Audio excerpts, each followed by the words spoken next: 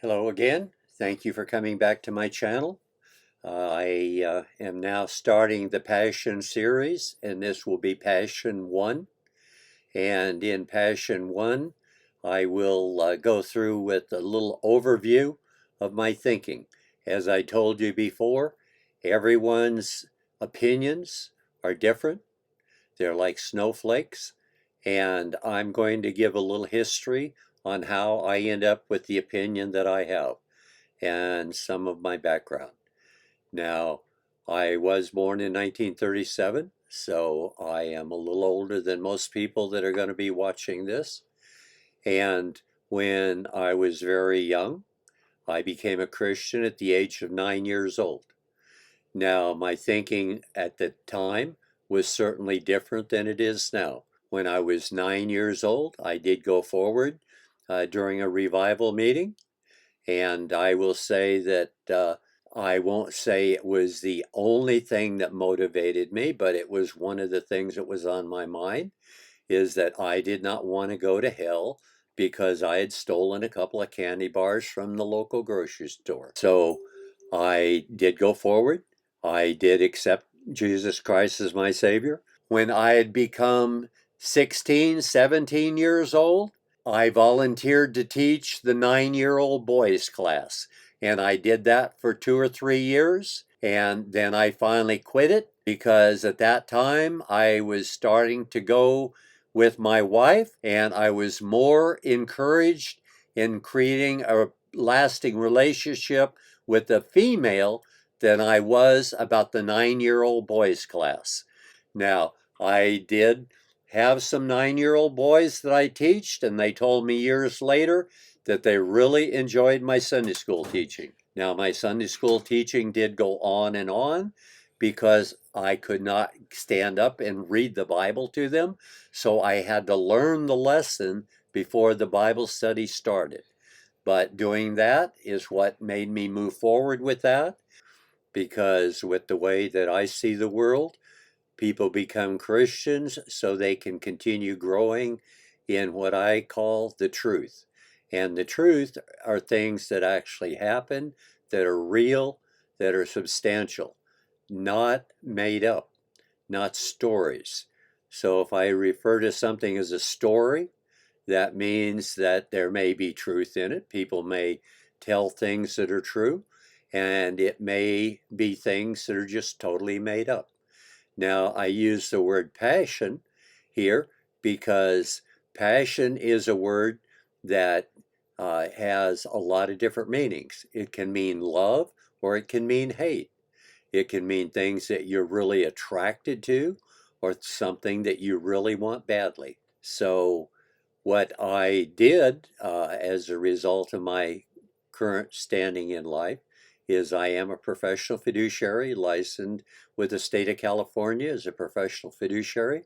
I do belong to the PFACT organization, which is for the fiduciaries, somewhat similar to what the Bar Association is for lawyers. And they just try to promote for the fiduciaries business so they can continue to make a living. Now, you can imagine that with my age, if you were going to draft yourself a trust, which is the type of work that we would use to get employed, that you would want your trustee to be alive when you're dead. So if your trustee is 10, 20, 30 years older than you, and you don't have some terminal disease, you would figure, well, it's not likely that he's going to be alive when I am dead. So I've had to branch out. And like I normally do, I try to figure what I might be good at. And not being an academic person, I don't really qualify as a psychiatrist or really as a counselor, but there are ways to frame things so that you're uh, infringing a little bit on the work they do, but it's not exactly the same as they do. And what I've come up with is that I am a passion and theology advocate. Now, by advocate, I don't claim that I know all of the answers, but I've met enough people, and particularly I've met a lot of intelligent people. And my conclusion is the overwhelming majority of people actually have enough information in their own brain and their own character and their own snowflake. And that means opinion. The opinions they hold are enough to give them the answers to work through any problem they have. And they have a new thing that I've heard where people say, I'm your coach. Now, a coach is telling you that all I can do is help you develop the skill you already have. By someplace between a coach and a counselor comes in what I'm talking about, a passion and theology advocate. I'm advocating for the people to understand their problem, understanding they have answers for their problems, and that they have the solution in their own personality to solve the thing that they consider being a problem. Now, this is a fairly new business. I'm just starting to develop clients in this business, and so therefore we'll see how it goes in the long run. Now I'm doing this because I need flows of income coming in. I do get Social Security. I do have some annuities that are paying, and I have some other what you'd call irons in the fire that produce a little bit of money. And I'm looking forward to picking up a little bit of money from my YouTube experience as well. History will determine whether or not that becomes a reality, or it has to all come from what I'm doing as an advocate.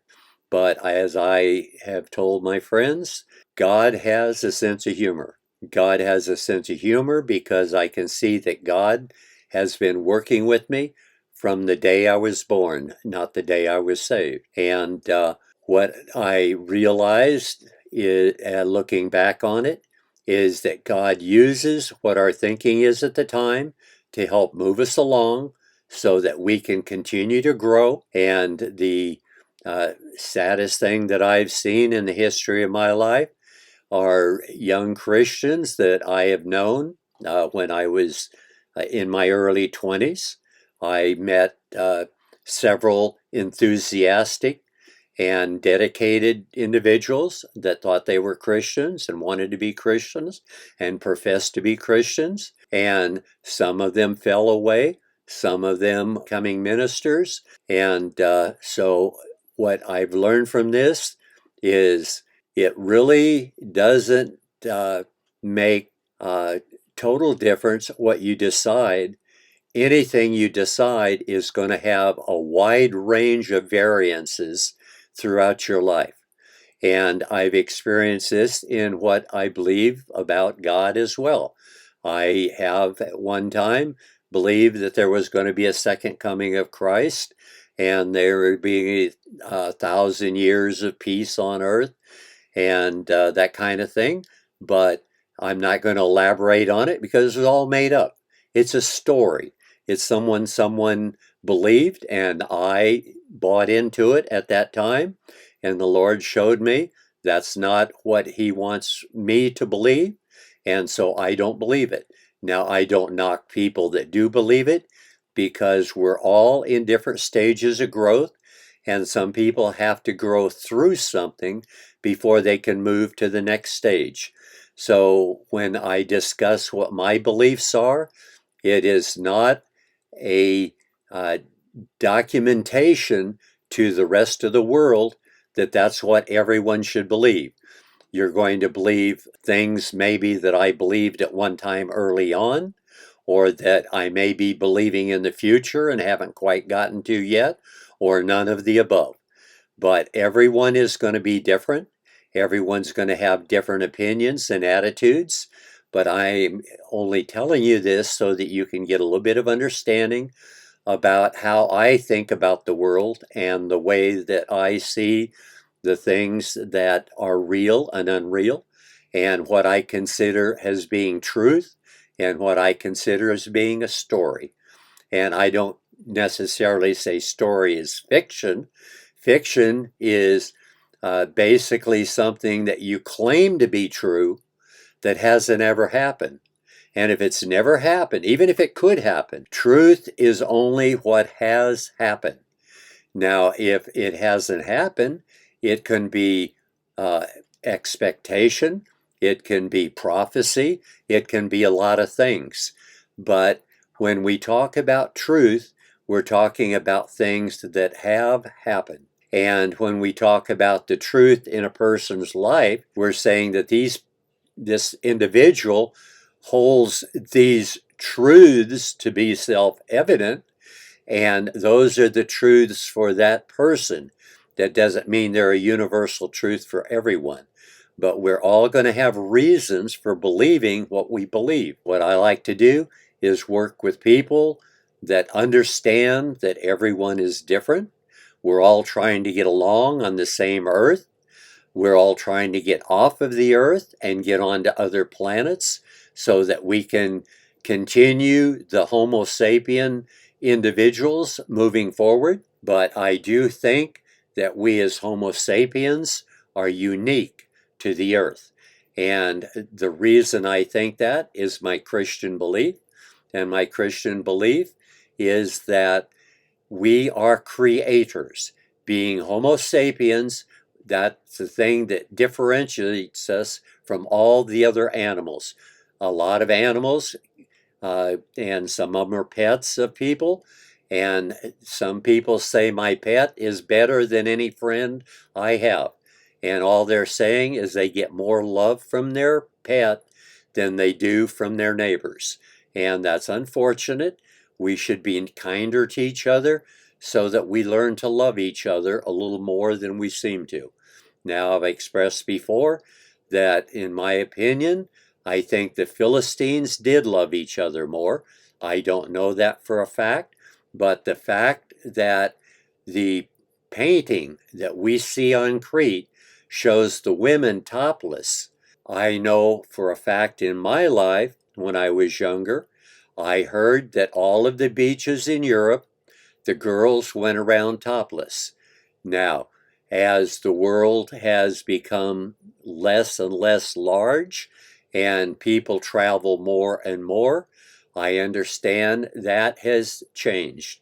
Now the women in Europe cover up their breasts as much as the women in America. And I think that's a shame because I am attracted to women. I am passionate for women, and I think women are a blessing for men. And since of my talks on the Philistines, I think not are they only a blessing, but I think they basically bring to the plate something that I think that male domination cannot do. And that is, with the women being equal in a society, I have concluded that Plato said they had a utopian society. And when we look at the history of warfare on the earth, it looks like that the Philistines went between 4,000 and 8,000 years without killing each other off and having conflict where one person found it necessary or important or even had the attitude that he had a right to kill another human being. I think that is absolutely wrong. One human being should not be allowed to kill another human being. I think that we need to have lie detectors throughout the world so that we can catch 100% of anyone that kills another human being. I've recently learned that from talking to women, I do talk to as many women as I can talk to.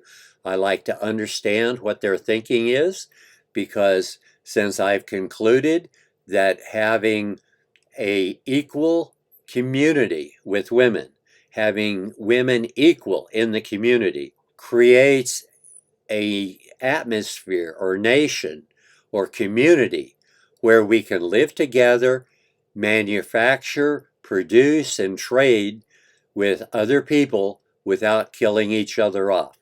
And I do this all from the history of the Philistines. If it's right about my assumptions of the Philistines, that means it's true. They did have a utopian society.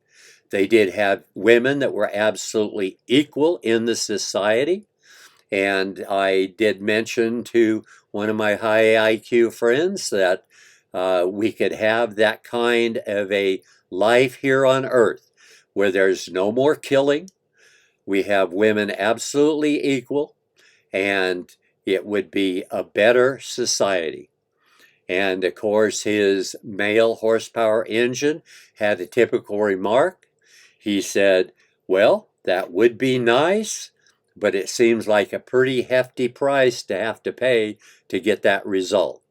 And all he's saying is, yes, males have a tendency to want to dominate women. Enough laws on the books that the women in California could consider themselves absolutely equal under the law, and they could push that and make it become a reality in any situation in their life in California. I'm going to be talking about things in religion, and I'm going to be talking about things that I believe and I don't believe.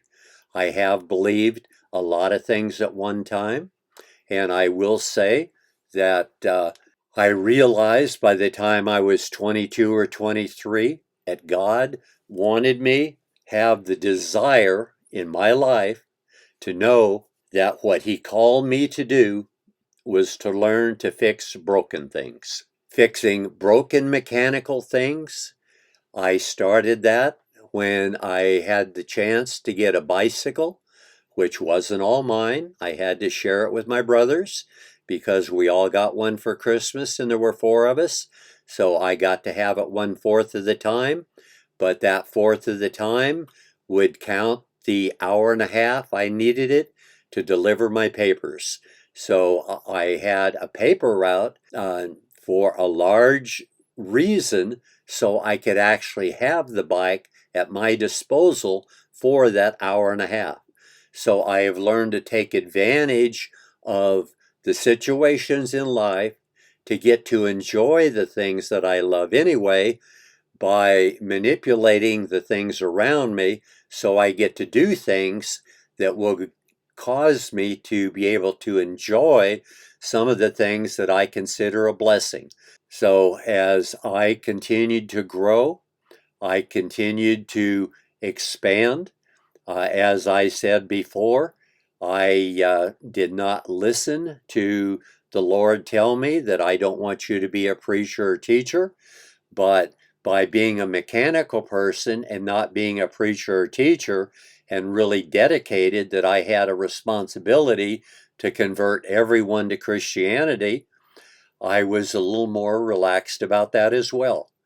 And as God blessed me by having Freem Menton being my Sunday school teacher for 2 to 3 years while he was at Berkeley studying to get his doctorate degree in Christian education. And the reason he was working on his doctorate degree is he already had a master's degree from MIT. And I have already expressed I was in Fort Devens, Massachusetts, which is just north of Boston, and MIT and Harvard are both right there, not far from each other in Boston. So I've been to the school. I understand that there's a lot of difference between the high IQ people and the people like me who are more mechanical, but I've gone through life being a mechanical person. Now I have to say, this is my first attempt to deviate from that by being an advocate. By being an advocate, I'm still not going to call myself a counselor. I'm still not going to indicate that I'm a psychiatrist. In the beginning, God created the heavens and the earth. And when I say the Philistines were the first creators, what they created was bronze.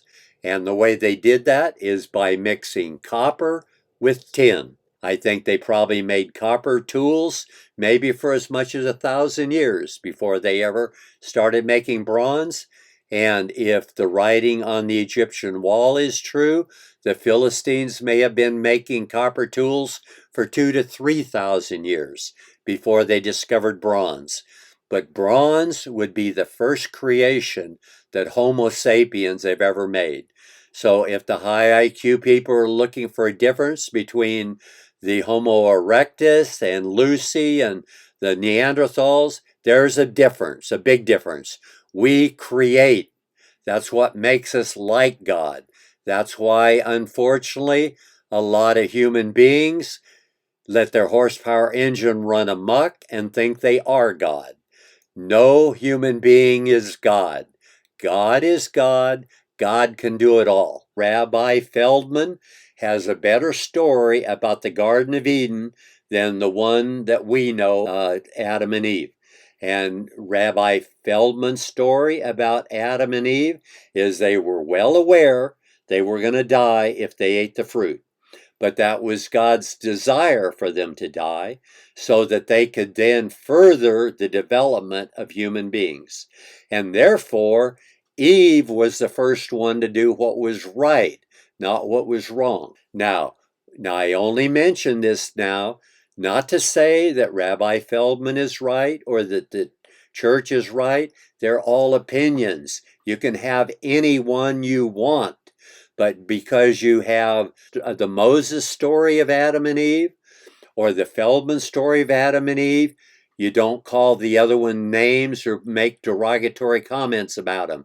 They have a right to believe anything they want to believe. Now, if you can be a Christian and you think that, then you have other differences. There are a lot of Christian brothers of mine that think if you don't believe in Jesus Christ and accept Jesus Christ as your personal Savior, you're not going to heaven. Now, I will say, if you do all that, I think you will go to heaven. But you don't go to heaven because of what you think. Jesus was very clear when the day of judgment comes, you go to heaven or hell because how you act. Yes, my idea of Christianity differs from everyone else's. And as we continue to explore these passion videos, you will get my understanding. For now, I'm going to say that's the end of Passion 1. I'm going to put an end to it, and I will see you later when I do Passion 2.